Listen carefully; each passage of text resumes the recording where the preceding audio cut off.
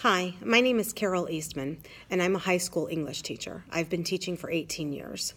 I've never done anything like this, but in light of everything that has been going on in the media, things that I've been hearing, seeing, and reading, and especially back home and near my town in Ohio, I think it is important that I address something. For the last 18 years, at the end of my teaching year, I do a speech on suicide to my students, my freshmen, oftentimes my freshmen. And at the end of the speech, I often get letters from my students, and I have 9 letters from students who have said that they did not commit suicide based on my suicide speech. And the fact that I was able to save 9 lives is the most important thing to me in my life that I've ever done, because life is precious.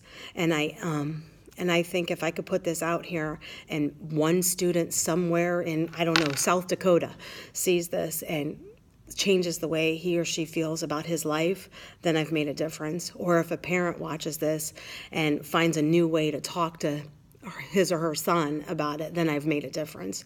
So I'm going to give it a shot. With my suicide speech, it's usually at the end of the year after I've known them for an entire year and I can be close to them and open with them. I think that's important. So it might lose some of its importance because I'm doing it on a video to myself. But at least some of the words I think we'll get through. We usually end the year with a book called All But My Life by Gerda Weissman Klein. She's a Holocaust survivor. She spent 6 years struggling through the Holocaust. She lost all but her life. Her mother was killed, her father was killed, her brother, all of her friends. And at the end of the book, she says in all of her years that she spent in a concentration camp on the death march, she doesn't know anyone who committed suicide. She lost her entire family and was starved to 68 pounds, but she doesn't know anyone who committed suicide. If that doesn't show you that life is worth fighting for, then I don't know what is. But what I do with my speech is I have all the students sit down and I talk to them, and I choose one student in the class, usually one I'm pretty close to and I know is doing pretty well in life, and I don't want to give anybody any ideas. And it's usually someone sitting towards the front of the room because it has more of an impact. So say the person's name is, I'll say Carol because that's my name. That way I'm not pinpointing anyone. So I say, okay, class, what you guys don't know is Carol has been struggling a lot. You don't know what's been going on at home. Her parents are getting a divorce. Her dad had an affair. Her mom's been drinking a lot, and she's been struggling. She comes to school every day smiling and happy, but you guys don't know what's happening. And then one day at school, some girl is rude to her because she didn't like her shoes. They were shoes that she saw at Payless or something, and so she made fun of her. So Carol goes home crying. She's sick of it all. So she says, you know what, that's it. And she kills herself. I don't know how she does it. It's different for every scenario, but Carol goes home and she commits suicide. And me, I'm the English teacher. I'm just an English teacher. So I don't hear about it until late that night when the school calls to let me know that a student from my class has committed suicide. And I go to bed crying because I knew that little girl and I knew how special she was and how, oh my gosh, she was such a wonderful artist. She could draw the most amazing pictures that she would doodle on the sides of her tests, and I loved those pictures.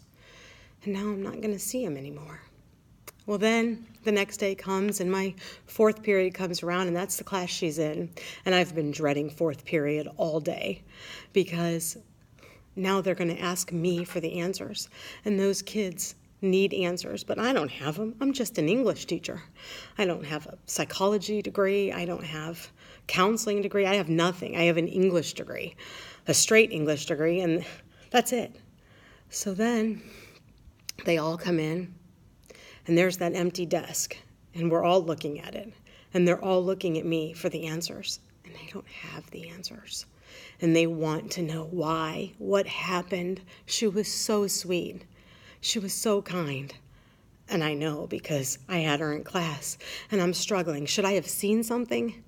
I know I'm just the English teacher, but should I have known? I read her essays. I read her journals. I read everything. Was there something in there that maybe told me that something was going on? Should I have noticed her behavior? I don't know. So then my students are asking me, what should we do? And I don't know, because I don't have the answers. All I know is that a beautiful 14-year-old girl is no longer with us, and nobody could help her. And I'm devastated, and they're devastated, and we cry together because we lost part of our fourth period family, and that's hard. That's hard to look at that empty desk. And then it's time to take attendance, and her name is in the attendance log. And every day I have to look at the empty slot, and I don't know what to do with it. Do I mark her absent? Because she's more than absent. She's gone from us forever.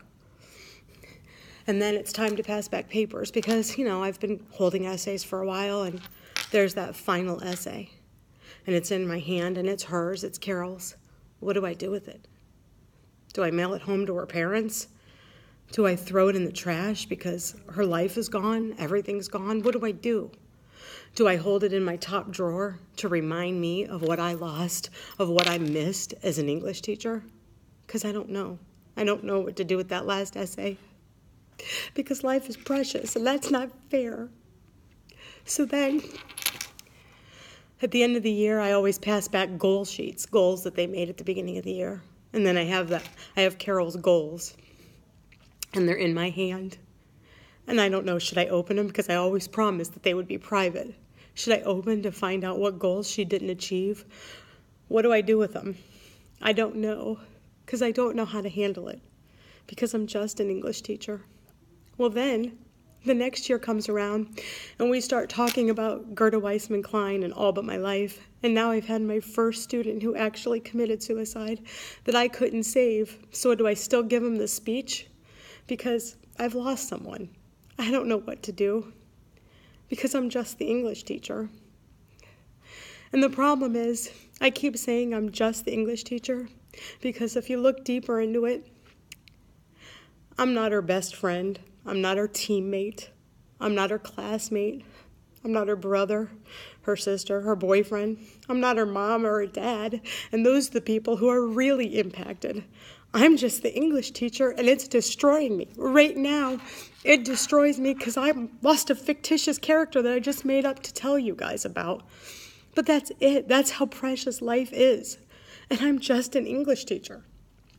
My fictitious character is that important to me. And the reason this is all coming in, because my beautiful niece, she's suffering right now because a friend of hers committed suicide. And I don't know how to talk to my niece about it because I want her to be strong, but I also want her to be able to feel. And it's important to me right now because I can relate. My dad died when I was 10, and my mom died when I was 20. And yeah, I had my brother and sister, and I loved them with all my heart, all my might. And I had great friends that got me through the toughest times. But I went to a dark place in my 20s, a very dark place. And I tell my students this. They need to know this. It was very dark. And I had thoughts, scary thoughts.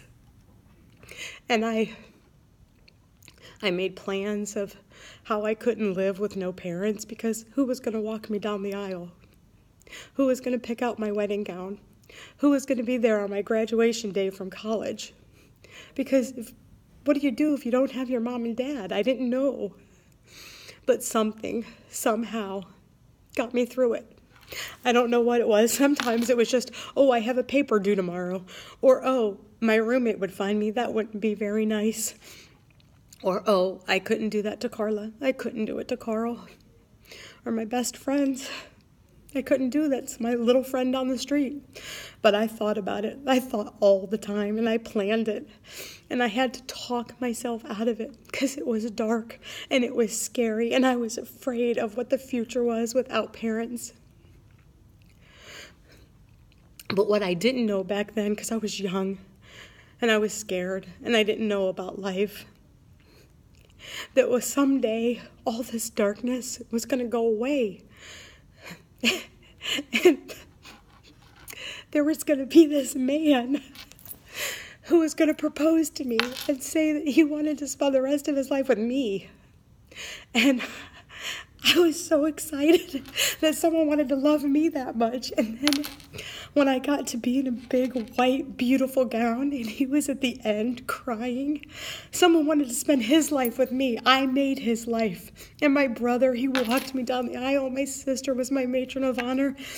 And my little friend was my maid of honor. And it was beautiful. And it was what life is supposed to be. And I got it. I understood. We go through dark times, but then there are bright times, and you get through them. You find a way, because life is so precious. It is so beautiful and so precious, and it is a gift. And the biggest gift, years later, in May, I got to learn what it all meant.